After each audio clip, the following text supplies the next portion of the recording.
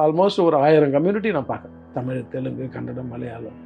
பெண் கல்யாணங்கிறது ஒரு யூனிவர்சல் ப்ராப்ளமாக ஆயிடுச்சு எல்லா இடத்துலையுமே. இங்கே தான் அங்கே தான் இல்லை, எந்த கம்யூனிட்டியாக இருந்தாலும் எந்த லாங்குவேஜாக இருந்தாலும் எல்லாருமே ஃபேஸ் பண்ணுறது தான் இது. அந்த காலத்துலலாம் உறவுகள் இருந்தது, அந்த உறவுகள் மூலியமாகவே ஒன்று கான்டாக்ட் இருந்தது, பாண்டிங் இருந்தது. அது இப்போ எல்லாம் அத்து போயிடுச்சு. அந்த காலத்தில் பார்த்தீங்கன்னா 15 வயசில் கல்யாணம் பண்ணவங்க, தாத்தா காலத்தில், அப்பா காலத்தில் 20 வயசில் கல்யாணம் பண்ணுவாங்க. இப்போ எல்லாம் 25க்கு மேலே கல்யாணம் பண்ணுறது தான் பெரும்பான்மையாக இருக்குது. என்ன காரணம்? இவங்க இன்னும் அந்த ஃபினிஷ் பண்ணலை. இவங்களுடைய எஜுகேஷனையும் இவங்களோட வருமானத்தையும் எட்டி பிடிக்க முடியாத அளவுக்கு அடுத்தடுத்து இளைஞர் இருக்கிறதுனால கல்யாணம்னா இப்படிலாம் வரும், இப்படிலாம் நடக்கும் அப்படின்ற அந்த எதிர்பார்ப்பு மைண்டில் 2 பேருக்குமே இருக்குது. ஆணு பெண் இருக்குமே 2 பேருக்குமே இருக்குது. அதனால தான் இந்த டிலே. பணங்கிறது வந்து செகண்டரி. நீங்கள் 5 ரூபா சம்பாதிச்சாலும் சரி, 50,000 சம்பாதிச்சாலும் சரி, 5 கோடி சம்பாதிச்சாலும் சரி, வாழ்க்கை அமையிறதெல்லாம் வந்து அந்த குறிப்பிட்ட ஏஜுக்குள்ளே நடந்தால் மட்டும்தான் அந்த வாழ்க்கை நல்லா ஸ்ட்ராங்காக அமையும். பாண்டிங் அந்த நேரத்தில் விட்டுட்டோம், அந்த வண்டியை ரயிலை விட்டுட்டோம்னா அடுத்து வர வண்டிங்கள்லாம் வந்து பார்த்தீங்கன்னா டெஸ்டினேஷன் ஒழுங்காக சேராத வண்டிகளாக வந்து நிற்கும். இது என்னன்னா எதிர்பார்ப்பு அதிகமாகிடுது. அந்த காலத்தில் அந்த எதிர்பார்ப்பு கிடையாது. இவ்வளோ தண்ணியாக குடித்தா கூட கவர்மெண்ட் வீட்டில் உட்காந்து குடிப்பாங்க. அப்படியெல்லாம் இங்கே யாரும் தயாராக இல்லை. இப்போ இருக்கிற பாருங்க, எனக்கு எல்லாம் இருந்துக்கணும், நான் இப்படி தான் வாழணும் அப்படின்ற எண்ணத்தில் இருக்கிறதுனால தான் அதிகமான அந்த எதிர்பார்ப்பு தான் இவங்களை வாழ்க்கையிலேயே டிஸ்டர்ப் பண்ணுது. ஒரு நார்மலான ஒரு 10,000, 15,000, 20,000 சம்பாதிக்கிறவங்களும் எனக்கு வேல்யூவே இல்லாத அளவுக்கு ஆயிடுச்சு. ஏன்னா பொண்ணு கொடுக்குறவங்க கூட இது டிகிரி முடிச்சிருக்குது, இது மொத்தம் SLCயில் தான் இருக்கேன், வேறு வழி இல்லாமல் சில டைமில் பண்ணுறது. அந்த வழி இல்லாமல் புஷ் பண்ணும்போது அவங்களுக்குள்ளார ஒரு சின்ன சின்ன பிரச்சனைகள் வந்தால் கூட இதுதான் பூதாகரமாக வெளியே நிற்கும். ஒரு 100 ஜாதகம் வருதுன்னு வச்சுக்கோங்களேன், 80 ஜாதகம் பையன்கள் வருது, 20 ஜாதகம் பெண்கள் வருது. இது மேட்ச் பண்ணுறதுக்கு அவ்வளோ கடுமையாக இருக்கும். பெண்கள் தான் டிசைட் பண்ணுறாங்க.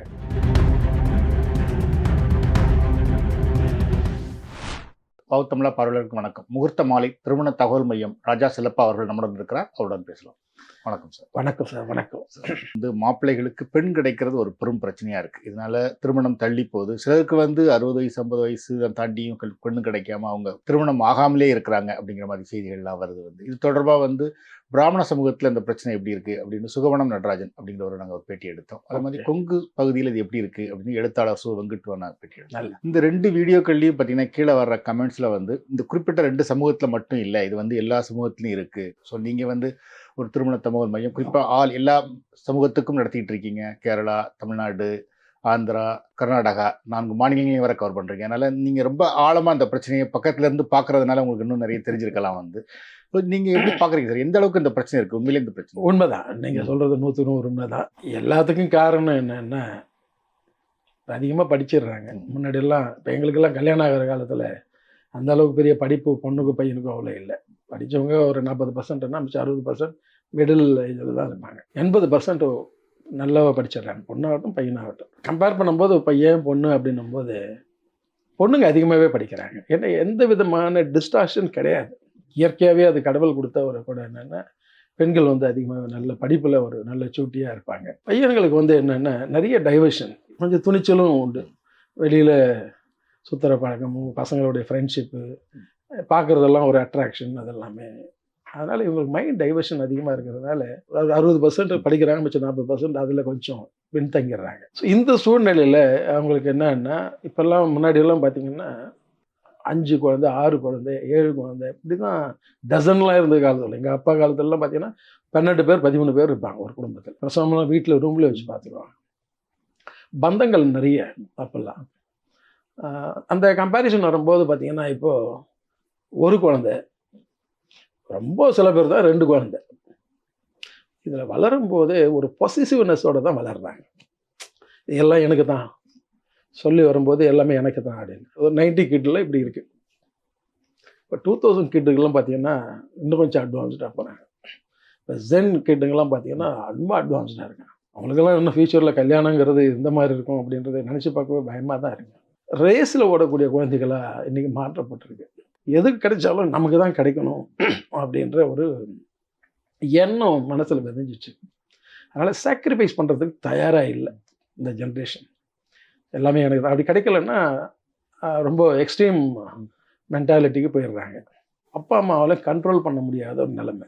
ஏன்னா 1 2 தான் சரி, எல்லாம் இருக்கிறதெல்லாம் இவங்களுக்கு தானே என்ற எண்ணத்தில் இந்த செல்லம் அதிகமாகுது, இவங்களுக்கு அடமெண்ட்டும் அதிகமாகுது. ஸோ இப்படி தான் வளருது. ஸோ அப்படி வரும்போது கல்யாணம்னு வரும்போது நான் ரொம்ப வாழ்க்கையில் செட்டில் ஆன பிறகு கல்யாணம் பண்ணணுன்ட்டு பெண்ணும் நினைக்குது, பையனும் நினைக்கிறேன்.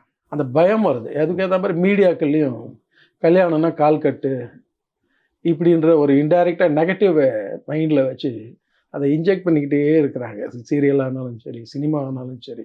கல்யாணமா, ஐயோ நீ சுதந்திரமாயிரு, இதெல்லாம் போய் மாட்டிக்காத, இதெல்லாம் பெரிய தலைவலி அப்படின்ற எண்ணம் அந்த பிஞ்சு வயசில் விதைக்கும் போது அவங்களுக்கு என்னென்ன பார்த்து பார்த்து எனக்கு இப்படி இருக்கணும், எனக்கு இப்படி இருக்கணும்னு ஆணும் பொண்ணும் இப்படி தான் எதிர்பார்ப்போடவே கூட்டிக்கிட்டு வராங்க லைஃப்பை. அப்புறம் பணம் சம்பாதிக்கணும் அப்படின்ற இது, அப்பா அம்மா கஷ்டப்பட்ட மாதிரி நமக்கு பண்ணிடக்கூடாது அப்படின்ற அந்த முன்னெச்சரிக்கை, இதெல்லாம் சேர்ந்து அவங்களுக்கு என்ன ஆகுதுன்னா, நான் செட்டில் ஆகணும், நல்ல எங்கே செட்டில் ஆகணுங்கிறதுக்கு ஒரு வரைமுறை கிடையாது. செட்டில்னா என்ன, இப்போ தான் அப்படி தான் இருக்குது. அதனால தான் பேரண்ட்டுங்களுக்கு ரொம்ப சங்கடப்படுறாங்க இப்போல்லாம். இந்த சூழ்நிலையில் தான் இன்றைக்கி நாடு போயின்னு இருக்கு. இன்னும் நிறைய பார்த்துட்டு தான் இருக்கோம். அப்போ நாங்கள்லாம் பார்க்கும்போது ஆல்மோஸ்ட் ஒரு 1000 கம்யூனிட்டி நான் பார்க்குறேன். தமிழ், தெலுங்கு, கன்னடம், மலையாளம். பெண் கல்யாணங்கிறது ஒரு யூனிவர்சல் ப்ராப்ளமாக ஆயிடுச்சு எல்லா இடத்துலையுமே. இங்கே தான் அங்கே தான் இல்லை, எந்த கம்யூனிட்டியாக இருந்தாலும் எந்த லாங்குவேஜாக இருந்தாலும் எல்லாருமே ஃபேஸ் பண்ணுறது தான் இது. அந்த காலத்துலலாம் உறவுகள் இருந்தது, அந்த உறவுகள் மூலியமாகவே ஒன்று கான்டாக்ட் இருந்தது, பாண்டிங் இருந்தது. அது இப்போ எல்லாம் அத்து போயிடுச்சு. கூட பிறந்தவங்க பல நம்பிக்கை இல்லாத அளவுக்கு இவங்க பிஹேவ் பண்ண ஆரம்பிச்சிட்டாங்க. எல்லாரும் நண்பர்கள் அப்படின்ற ஒரு கூட்டத்தை சேர்த்து வச்சுக்கிட்டு பண்ணுறாங்க. இதெல்லாமே ஒரு முக்கியமான காரணம். அப்பா வழியா அம்மா வழியா அப்படி தான் பிள்ளைகளும் வழின்ற அளவுக்கு போயிட்டு இருக்குது. இப்போ அப்பா 10 அடி பாய்ஞ்சாருன்னா இது 50 அடி பாயலாமான்னு பார்க்குறாங்க. அப்படி தான் ஒரு எண்ணோட்டம். இது வந்து ஆபத்தானது. அது நம்மளுடைய பாரம்பரியம், நம்மளுடைய கலாச்சாரம் அப்படிங்கிறது வேலை நாட்டில் இருக்கிறவங்களுக்கெல்லாம் ரொம்ப லைக் பண்ணுறாங்க. நம்ம ஆட்கள்லாம் மேலை நாட்டை பார்த்து லைக் பண்ணிகிட்டு இருக்காங்க. நம்மளுடைய வேல்யூ இவங்களுக்கு இன்னும் புரியலை. நம்ம எவ்வளோ பெரிய ஒரு சொத்து இந்த பாண்டிங்கிறது, ஒரு குடும்ப உறவுங்கிறது அப்படின்றது தெரியல. இது ஊட்டி வளர்க்குற அளவுக்கு அப்பா அம்மாவுக்கு பேஷண்ட்டும் இல்லை. ஏன்னா எல்லாமே பொருளாதார ரீதியில் எல்லாருமே ரன்னிங் ரேஸில் அவங்களும் ஓடிட்டு தான் இருக்காங்க. அந்த சூழ்நிலை பார்த்து பார்த்து வளர்ந்த குழந்தைகள் அப்படி தான் ஓடுது. சார், படிப்பு எங்கே வருது சார்? இப்போ உதாரணமாக வந்து ஈக்குவல் படிப்புங்கிறதுனால தள்ளி போகுதா? இப்போ டாக்டர்னா டாக்டர் மாப்பிள்ளை வேணும் அப்படிங்கிற மாதிரி தள்ளி போகுதா, இல்லை எதிர்பார்ப்புகள்னால தள்ளி? இப்போது அந்த காலத்தில் பார்த்தீங்கன்னா 15 வயசில் கல்யாணம் பண்ணவங்க தாத்தா காலத்தில், அப்புறம் எங்கள் அப்பா காலத்தில் 20 வயசில் கல்யாணம் பண்ணவங்க, இப்போலாம் 25க்கு மேலே கல்யாணம் பண்ணுறது தான் பெரும்பான்மையாக இருக்குது. என்ன காரணம்? இவங்க இன்னும் அந்த ஃபினிஷ் பண்ணலை. இவங்களுடைய எஜுகேஷனையும் இவங்களோட வருமானத்தையும் எட்டி பிடிக்க முடியாத அளவுக்கு அடுத்தடுத்து இளைஞர் இருக்கிறதுனால கல்யாணம்னா இப்படிலாம் வரும், இப்படிலாம் நடக்கும் அப்படின்ற அந்த எதிர்பார்ப்பு மைண்டில் 2 பேருக்குமே இருக்குது. ஆணு பெண் இருக்குமே 2 பேருக்குமே இருக்குது. அதனால தான் இந்த டிலே. நான் என்ன அட்வைஸ் பண்ணுவேன், நான் மக்களுக்கு நான் வரும்போது சொல்லுவேன், என்னோட அனுபவ ரீதியில் தானே பேசுகிறோம். பணங்கிறது வந்து செகண்டரி. நீங்கள் 5 ரூபா சம்பாதிச்சாலும் சரி, 50,000 சம்பாதிச்சாலும் சரி, 5 கோடி சம்பாதிச்சாலும் சரி, வாழ்க்கை அமையிறதெல்லாம் வந்து அந்தந்த குறிப்பிட்ட ஏஜுக்குள்ளே நடந்தால் மட்டும்தான் அந்த வாழ்க்கை நல்லா ஸ்ட்ராங்காக அமையும். பாண்டிங் அந்த நேரத்தில் விட்டுட்டோம், அந்த வண்டியை ரயிலை விட்டுட்டோம்னா அடுத்து வர வண்டிங்கெல்லாம் வந்து பார்த்தீங்கன்னா டெஸ்டினேஷன் ஒழுங்காக சேராத வண்டிகளாக வந்து நிற்கும். அதை பார்த்துட்டு நம்ம டைம் ஆகிடுச்சே நம்ம போகணுமே என்ன போயின்னா அது எங்கேயோ ஊரெல்லாம் சுற்றி போய் கடைசியில் வெறுத்து போய் தான் வெளியில் வர மாதிரி இருக்கும். இது புரிய மாட்டாங்குது இந்த யங்ஸ்டர்ஸுக்கெல்லாம். இப்போ நம்ம இன்னும் நல்லா செட்டில் ஆகணுன்றதெல்லாம் தானாக நடக்கும். அந்த கல்யாணன்றது அந்த வாழ்க்கையோட அந்த டைமில் பாண்டிங் வந்தால் தான் ஒரு பிடிப்பு ஏற்படும். கொஞ்சம் அந்த தாண்டும் போது அவங்களுக்கு இது வந்து இதோட இம்பார்ட்டன்ஸ் தெரியுறதில்லை. ஏதோ கடமைக்கு சொன்னாங்க நம்ம பண்ணிக்கிறோம் அப்படின்ற ஒரு தள்ளப்படுறதுனால எல்லாத்துக்குமே வந்து ஒரு பூத கண்ணாடி வச்சு பார்க்குற மாதிரி தான் இருக்குது. எது தப்பு பண்ணாலும் சரி, நல்லது வந்தாலும் கெட்டது வந்தாலும் இது என்ன அப்படின்னு ஒருத்தர் இப்படி தான் பார்த்துக்கிறாங்க. நீ பெட்டரா நான் பெட்டரா, அந்த புரிதல் வந்து என்ன ஆகுதுன்னா உள்ளுணர்ச்சி அந்த பயத்தோடவே அணுக வேண்டிய சூழ்நிலை போயிடுது. சைக்கலாஜிக்கல் அது பார்த்தீங்கன்னா இதனால தான் நிறைய மிஸ் அண்டர்ஸ்டாண்டிங் ஸ்டார்ட் ஆகுதுங்கிறது எங்களுடைய கணிப்பு. என்னை பார்த்த அனுபவத்தில் அப்பா அம்மா வந்து ஒரே குழந்தை 2 குழந்தைன்னா இதை விட்டா வேறு அவங்களுக்கு என்ன பந்தம் இருக்கு, ஒரு டென்ஷன் உள்ளார வந்துடுது. நம்ம இவங்க கல்யாணம் பண்ணி போயிட்டா என்ன பண்ணுறதுன்னு பேரண்ட்டுக்கு இருக்குது. பசங்களுக்கும் அப்படி தான் இருக்குது. சில பசங்களுக்கு வந்து அந்த பொசிசிவாக இருக்கிறவங்களுக்கெல்லாம் நான் எங்கே வேணா இருவேன், எங்கள் அப்பா பார்த்துக்குவாங்க, நான் வெளிநாட்டில் இருக்கேன்னா இங்கே இருக்கேன்னு போயிடுறாங்க. இந்த பாண்டிங் வந்து நிறைய குழந்தைங்க வந்து இந்த மாதிரி வெளியில் போகிறதுனால இங்கே இருக்கிற அப்பா அம்மா எக்ஸ்ட்ரீம் சஃபரருக்கு ஆகிடுறாங்க, மென்டலி டிஸ்டர்ப்டு. ஸோ பல குடும்பங்களில் சொத்து இருக்குது, வசதி இருக்குது, இதை என்ஜாய் பண்ண முடியாமல் அப்பா அம்மா இங்கே தனிமையில் கஷ்டப்படுறவங்க இருக்காங்க. அவங்களுக்கும் அந்த சொத்து இருக்கிறத பற்றி கவலை இல்லை. நாம் அந்த ஊருடைய வாதாவரணம், அந்த உள்ளே இருக்கிற அந்த க்ளீன் சிட்டி, அந்த டஸ்ட் ஃப்ரீ இதெல்லாம் பார்த்தோன்னா அவங்களுக்கு ரொம்பவே பிடிச்சி போயிடுது. இங்கே அது போகாமல் கிடையாது, ரொம்ப இது கிடையாது, இங்கே அங்கே விட இங்கே பெட்டர் நமக்கு இங்கே அப்படின்ற சுச்சுவேஷனுக்கு யங்ஸ்டர் தள்ளப்படுறாங்க. கண்ணு மாதிரியே உட்காந்து ஏதாவது நம்ம கஞ்சி குடித்தா கூட நம்ம கௌரவமாக இருந்துக்கலாமே என்ற எண்ணத்துக்கு வந்தாங்க. இதுதான் பிரிவினைக்கை கொண்டான அதிகமான காரணம். இப்போ இந்த ஊருங்களில் இப்போ பெரிய ஒவ்வொரு வீடுங்க பார்த்தா பங்களா வீடாக இருக்கும். பிள்ளைங்கள்லாம் அமெரிக்காவில் இருப்பாங்க, எங்கே வெளிநாட்டில் இருப்பாங்க, யூரோப் கண்ட்ரியில். இங்கே பார்த்தா வயசான அப்பா அம்மா ஒரு 65 வயசில் இங்கே தனிமையில் உட்காந்துக்கிட்டு கஷ்டப்பட்டுட்டு இருப்பாங்க. வீடியோ காலில் பேசுறது அந்த மாதிரி இப்படி தான் ஓடுது வண்டி அவங்களுக்கு எல்லாருக்குமே. ஸோ கல்யாண பந்தங்கிறது எவ்வளோ பெரிய ஒரு மகத்தான உறவு.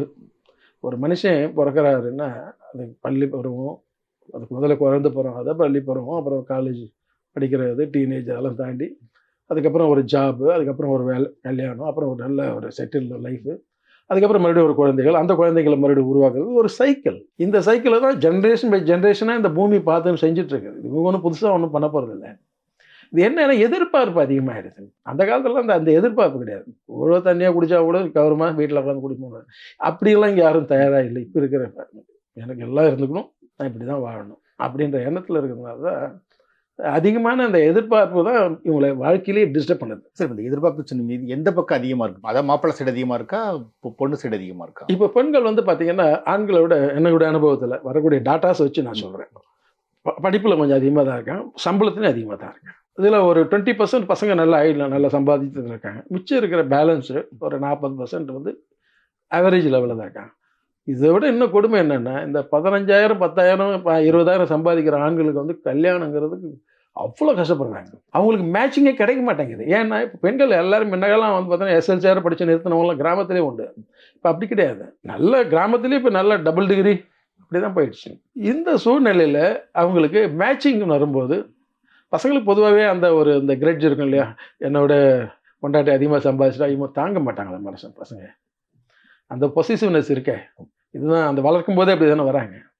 அதனால் என்ன ஆகுதுன்னா அவங்களுக்குள்ள ஒரு இன்ஃபீரியாரிட்டி காம்ப்ளெக்ஸும் உள்ளே வந்துடுது. ஸோ ஒரு சின்ன சின்ன பிரச்சனை வந்தால் கூட இதுதான் முன்னாடி வந்து நிற்கிறது. அதனால் இந்த சின்ன அந்த ஒரு நார்மலான ஒரு 10,000 15,000 20,000 சம்பாதிக்கிறவங்களாம் இன்றைக்கி வேல்யூவே இல்லாத அளவுக்கு ஆயிடுச்சு. ஏன்னா பொண்ணு கொடுக்குறவங்க கூட இது டிகிரி முடிச்சிருக்குது, இது ஒருத்தர் SLCயில் தான் இருக்காங்க, வேறு வழி இல்லாமல் சில டைமில் பண்ணுறது. அந்த வழி இல்லாமல் புஷ் பண்ணும்போது அவங்களுக்குள்ளார ஒரு சின்ன சின்ன பிரச்சனைகள் வந்தால் கூட இதுதான் பூதாகரமாக வெளியே நிற்கிறது. இது காரணம்னா ஏற்றத்தாழ்வு எதனால வந்ததுன்னா படிப்புனாலையும் வருமானத்தினாலையும் வருது. இந்த ஓரளவுக்கு வேலைக்கு போகிறவங்களுக்கு, அதுவும் சிட்டியில் இருக்கிறவங்களுக்கு கூட பெண்ணு கிடைச்சிருது. கிராமத்தில் இருக்கிறவங்க தொழில் செஞ்சுக்கிட்டு இருக்கிறவங்களுக்கு வந்து கண்டிப்பாக உண்மைதான். இப்போ சிட்டியில் பொறுத்த வரைக்கும் என்னென்னா, ஒரு கிராமத்துலேருந்து வந்த குடும்பம் ஒரு 20 வருஷமாக இங்கே செட்டில் ஆகிட்டாங்கன்னா அவங்களுக்கு என்ன பண்ணியிருந்தால் கூட அட்ஜஸ்ட் பண்ணி போயிடுறேன். நான் அந்த பக்கம் கிராமத்து பக்கம் போகிறது இல்லை அதிகமாக. ஏதோ திருவிழா நடந்தால் போகிறது, அந்த ஒரு நாள் ஸ்பெண்ட் பண்ணுறது, உடனே அன்றைக்கி நைட்டே பஸ் ஏறி வந்துடுவாங்க இங்கே சென்னைக்கு. இப்போ கிராமம் அப்படின்னு வரும்போது அங்கே இருக்கிறவங்கள விட அந்த பாண்டிங் வந்து அஃபெக்ஷன் இருக்கும். சவுத்தில் மட்டும்தான் அந்த பாண்டிங் இருக்குது. சென்னை சிட்டி அப்படின்றதுன்னா சவுத்துலேருந்து வரக்கூடிய மக்கள் எல்லாம் அந்த பாண்டிங்லேயே இருக்கிறாங்க. நார்த்து தமிழ்நாடு அதாவது அது எல்லாமே பார்த்தீங்கன்னா பாண்டிங்கில் கொஞ்சம் விலைக்கு தான் இருக்கிறாங்க. ஸோ அது கண் கூட பார்க்குறோம் நிறைய இடத்துங்களில் ஃபேமிலியில். நாங்கள்லாம் வரும்போது என்னென்ன அந்த வெட்டிங் கவுன்சிலிங்கும் பண்ணுறோம். மேட்ச் மேக்கிங் மட்டும் நம்ம மனசில் வச்சு இது பண்ணுறதில்ல. Wedding, pre wedding counselling, post wedding counselling, இது மாதிரிலாம் உறவுடைய முக்கியம் என்ன, இந்த உறவு பந்தத்தோட வேல்யூ என்ன, நம்ம எந்த மாதிரி கட்டி அந்த எழுப்பப்பட்டிருக்குது நம்மளோட முன்னோர்கள், இதை மனசில் வச்சுக்கிட்டு எது நடந்தாலும் உலகமே பறந்து விழுந்தாலும் அந்த பந்தத்துலேருந்து நம்ம வெளியில் வரக்கூடாதுங்கிற அந்த உத்வேகத்தையும் அந்த மனசில் அடி மனசில் ஆழமாக பதிய வச்சா மட்டும்தான் இன்றைக்கி கோர்ட்டு படியேறாமல் வீட்டுக்குள்ளே உட்காந்து எதுவும் வந்தாலும் முடிச்சுக்கலான்னு பெருந்தன்மையாக பெரிய மனிதர்கள்லாம் இருந்தாங்க. அன்றைக்கெல்லாம் வந்து சொல்ல அவங்க பேச்சு எடுப்பட்டது. இன்றைக்கி அப்பா அம்மா பேச்சையே பசங்க கேட்க மாட்டேங்கிறாங்க. உனக்கு தெரியாது விடு, நான் பார்த்துக்கிறேன். ஏன்னா எல்லாமே அது காரணம் படிப்பு தான். அதனால என்னோடய ஸ்கூல் லெவலில் கூட சரி, காலேஜ் லெவலில் கூட பசங்களுக்கு வந்து அந்த பந்தத்தையும் அந்த கல்ச்சரையும் கண்டிப்பாக சொல்லித்தரணும். அதெல்லாம் இப்போ ரன்னிங் ரேஸில் மார்க்குக்கு மட்டுமே ஃபோக்கஸ் பண்ணுறாங்க எல்லா இடத்துலையும். அது வேணும்னா அது ஒரு சைடில் மெயின் வந்து சப்ஜெக்ட் வந்து பப்ளிக் ரிலேஷன்ஷிப். நம்ம எப்படி பேசணும், மாமா எப்படி, அத்தை எப்படி, பெரியப்பா எப்படி, சித்தப்பா எப்படி, நம்ம குடும்ப உறவுகள் எப்படி, அவங்களெல்லாம் கூட நம்ம எப்படி பழகணும், அந்த பாண்டிங்கை உருவாக்குறது மட்டும்தான் நமக்கு பின்னாடி இவ்வளோ பேர் இருக்கிறாங்கன்ற அந்த உணர்வு கட்டுப்பாடும் கட்டுக்கோப்பும் உண்டாகுங்கிறது தான் எங்களுடைய அனுபவம். இதில் பார்த்துன்னு வரும்போது அந்த அனுபவங்களை ஏன் எப்படி நடக்குதுன்னா இதுதான். அவங்களுக்கு இப்போ போய் சொன்னால் அவங்களுக்கு புரியாது, இந்த நேரத்தில் சொன்னாலும் ஈடுபடாது, சொல்ல வேண்டிய காலத்தில் விட்டுட்டாங்க. இன்றைக்கி கடைசி காலத்தில் கல்யாணம்னு வரும்போது அதுக்கு ஏராளமான குடும்பங்கள்லாம் சொல்லலாம், நிறைய குடும்பம். இதுதான் இன்றைக்கி இருக்கிற நிலைமையில சார். அனுபவத்தில் வந்து நீங்கள் பார்த்த வரைக்கும் சில உதாரணங்களை சொல்ல முடியுமா? வந்து ஒன்றும் ஒரு பெரிய ஸ்டோரி, அதுக்கு நல்ல ரத்த கண்ணீர் தான் வடிக்கும். அது நினைக்கும் போது நமக்கே யார் ஆல்சோ ஹியூமன் இல்லையா?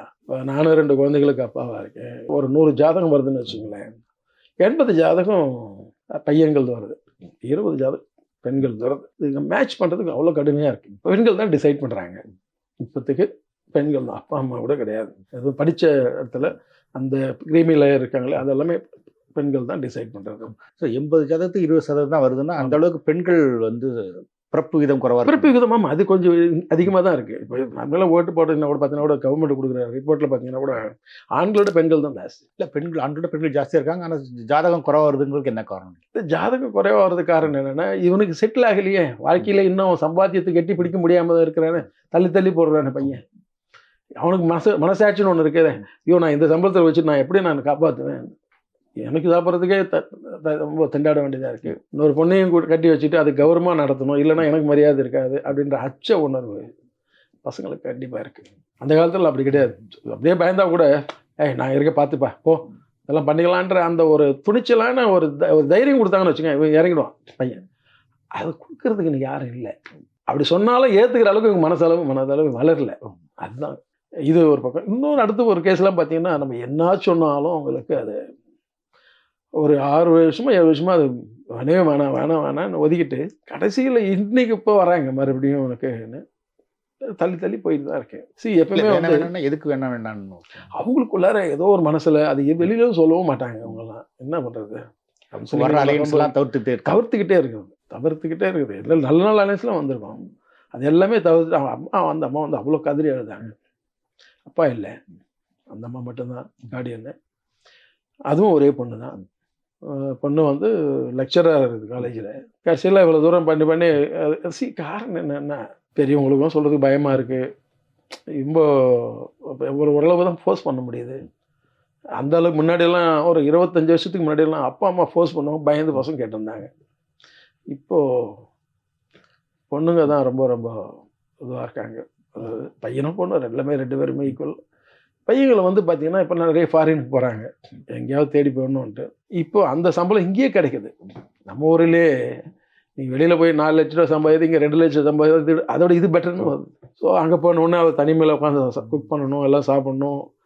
அவருக்கு என்னென்னா நம்ம இங்கே இருக்கிறதோட நம்ம இங்கே இருந்துட்டு அந்த வாத்தாவரணம் இருக்கு இல்லையா, அங்கே உள்ளூரில் லோக்கலில் இங்கே டஸ்ட் ஃப்ரீயாக இருக்குது, நல்ல குளுமையாக இருக்குது, வருஷம் 365 நாளும். அது இல்லாமல் மக்கள் வந்து அவன் பர்சனலாக ஓடிட்டு இருக்காங்க.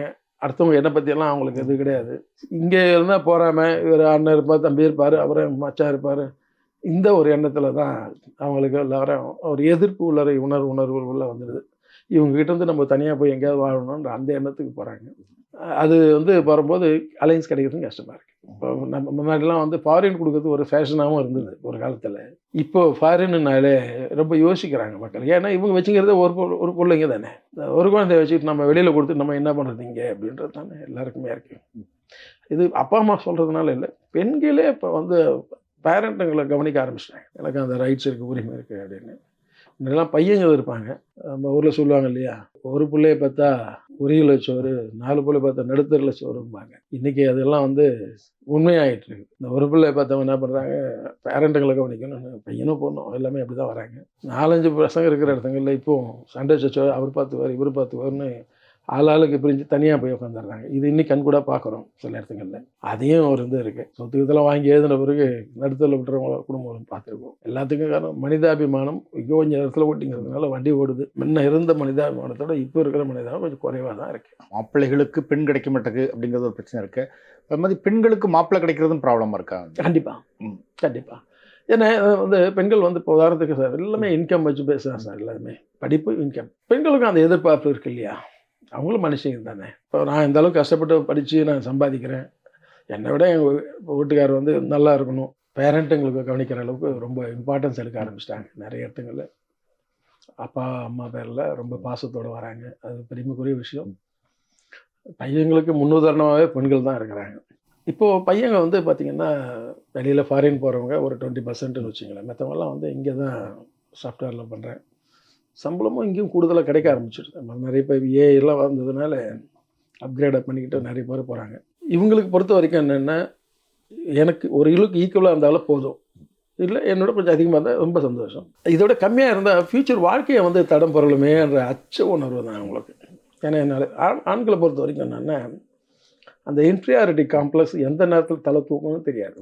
அவங்களுக்கும் அந்த புரிதல் இருக்குது பெண்களுக்கும். அதனால் ஆண்கள் வந்து எந்த நேரத்துனாலும் தக்கது பஸ்ட் ஆகலாம், ஏன் அந்த ரிஸ்க் எடுக்கணும் அப்படின்ற எண்ணத்தில் தான் இன்றைக்கி மேட்சிங் வந்து அது ரொம்ப தடுமாற வேண்டியதாக இருக்குது. அதுதான் மெயின் பாயிண்ட்டு. வில்லேஜ்லேயோ இல்லை தாலுக்குலேயோ இருக்கிற பசங்களாம் பார்த்தீங்கன்னா ஒரு பிஸ்னஸ் ஒரு 11th வரைக்கும் படிச்சுட்டு டக்குன்னு ஒரு பிஸ்னஸ் இருந்தால் பண்ணிகிட்டு இருப்பாங்க. பொண்ணு கிடைக்கிறது ரொம்ப கஷ்டமாக இருக்குது. ஏன்னா இதான் 80% பெண்கள் படிச்சுன்னே இருக்காங்களே. அந்த சூழ்நிலையில் தான் இப்போ வந்து தடுமாற்றத்தில். இப்போ நம்ம இங்கே சென்னை சிட்டியில் பொறுத்த வரைக்கும் அலைன்ஸ் எல்லாம் ரொம்ப ஃபாஸ்ட்டாகவே நடக்குது.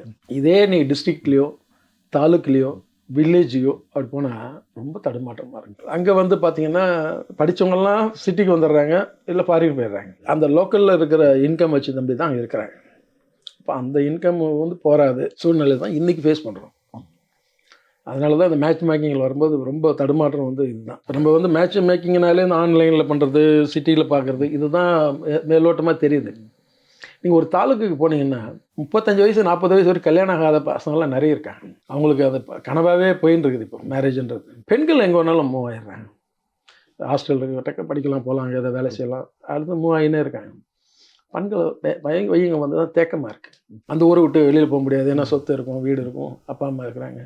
இதை விட்டுட்டு நான் இங்கே வெளியூர்னு போகிறது, நான் பையனாச்சே அப்பா அம்மா பார்த்துக்கணுன்ற அந்த ஒரு உள்ளற அந்த இது இருக்குது, கடமை இருக்குதுன்ற அந்த எண்ணத்தில் அங்கேயே நிற்கிறாங்க.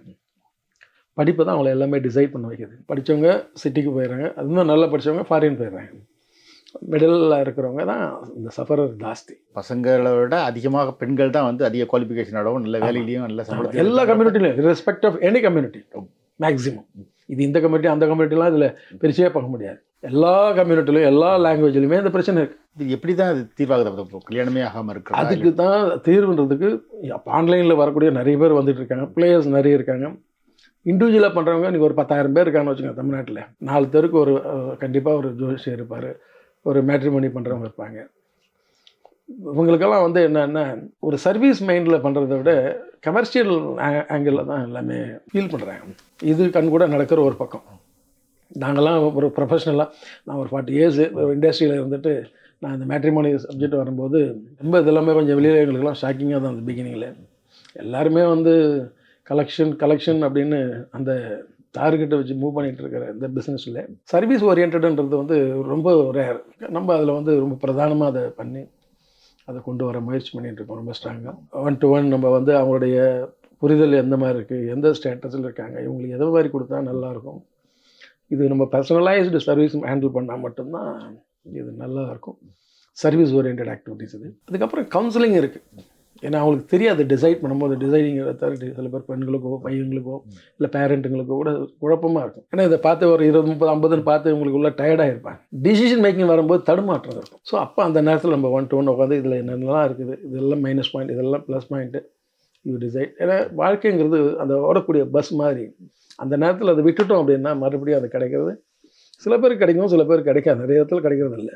அதனால தான் நம்ம வந்து எச்சரிக்கை. வாழ்க்கை தான் முதல்ல. அப்புறம் நீங்கள் வாழ்க்கையில் நல்ல பாண்டிங் வந்த பிறகு நீங்கள் சம்பாத்தியத்தில் 2 பேரும் வந்து பிளான் பண்ணுங்க, எப்படி பண்ணலாம் இது பண்ணலான்னு. அந்த சொல்கிறது கூட அந்த ஒரு நுணுக்கமாக இங்கே நிறைய தேவைப்படுது. இப்போ மீடியாவிலையோ இல்லை ஒரு சினிமாவிலையோ இது மாதிரி ஒரு புரிதல் எப்படி கொண்டு வரலாம், எப்படி கொண்டு போனால் அந்த வாழ்க்கைங்கிற தடம் பொருளாமல் இருக்கும், இதை பற்றி சொன்னாங்கன்னா நல்லாயிருக்கும். எங்கே அது மாதிரி வரமாட்டேங்குதே, எல்லாமே நெகட்டிவ் இம்பேக்ட் எல்லாம் தான் வந்துட்டுருக்கு. அது ஒரு பெரிய சமுதாய சீர்கேடுன்றது என்னுடைய இதாக. அதை பார்க்குறது ஒரு சென்டிமெண்டலாக கண்ணில் தண்ணி விட்டுன்னு பார்க்குறதுன்றது வேறு. வாழ்க்கைக்கு பிரயோஜனமாக இருக்குமா இருக்காதான்னு சிந்திக்கிற அளவுக்கு அது பாசிட்டிவ் என்ன கொண்டு போனால் இன்னும் நல்லாயிருக்கும். அப்போ தான் அந்த சமுதாயமே மறுமலர்ச்சியாக கொண்டு வர முடியும். இப்போ நீங்கள் சார் எல்லா சமூகத்திலையும் இருக்குன்னு சொன்னீங்க. ஆனால் கூட என்ன சொல்லாங்கன்னா குறிப்பிட்ட சமூகங்கள் ரொம்ப அதிகமாக இருக்குது. இப்போ பிராமண சமூகங்களில் கவுண்டர் பகுதியில் அதிகமாக இருக்குங்கிற மாதிரி முதலியார் சமூகத்துலேயும் ரொம்ப அதிகமாக இருக்குது. இப்போ முதலியார் சமூகத்தில் பார்த்தீங்கன்னா இப்போ முதலியாரில் 6 உட்பிரிவுகள், பிள்ளைமாரில் ஒரு 36 உட்பிரிவுகள். இந்த முதலியார் பிள்ளைமாருங்கிறது ஒரே பெல்ட் தான், டைட்டில் தான் வேறு. இது பட்டப்பெயர் தான், ஜாதி கிடையாது.